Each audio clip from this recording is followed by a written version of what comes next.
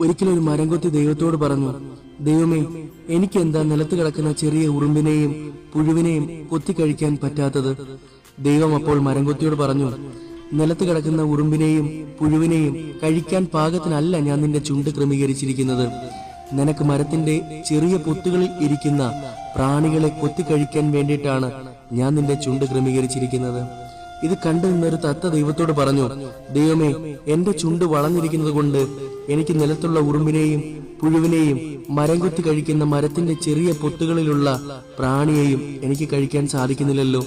അപ്പോൾ ദൈവം തത്തയോട് പറഞ്ഞു, ഞാൻ നിന്റെ ചുണ്ട് ക്രമീകരിച്ചിരിക്കുന്നത് നിലത്ത് കിടക്കുന്നതും മരത്തിന്റെ പൊത്തുകളിൽ ഇരിക്കുന്നതും കഴിക്കുവാൻ വേണ്ടിയിട്ടല്ല, നല്ല പഴങ്ങൾ കഴിക്കുവാൻ വേണ്ടിയിട്ടാണ് ഞാൻ നിന്റെ ചുണ്ട് ക്രമീകരിച്ചിരിക്കുന്നത്.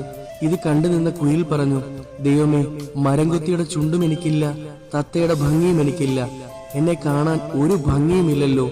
ദൈവം കുയിലിനോട് പറഞ്ഞു, കുയിലേ, നീ ഒരു പാട്ട് പാടാമോ? കുയിൽ പാടാൻ തുടങ്ങി.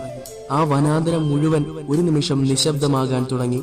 വനത്തിലുള്ള എല്ലാ മൃഗങ്ങളും പക്ഷികളും കുയിലിന്റെ പാട്ടിന്റെ മുൻപിൽ ഒരു നിമിഷം നിശബ്ദമായി പോയി. പ്രിയരെ, മറ്റുള്ളവരുടെ കഴിവിനെ നോക്കി നാം ഒരിക്കലും പ്രയാസപ്പെടേണ്ട. ദൈവം നമുക്ക് വേണ്ടി കരുതിയിട്ടുള്ളത് ഒരു പക്ഷേ മറ്റെല്ലാവരെക്കാട്ടിലും വലുതായിരിക്കാം.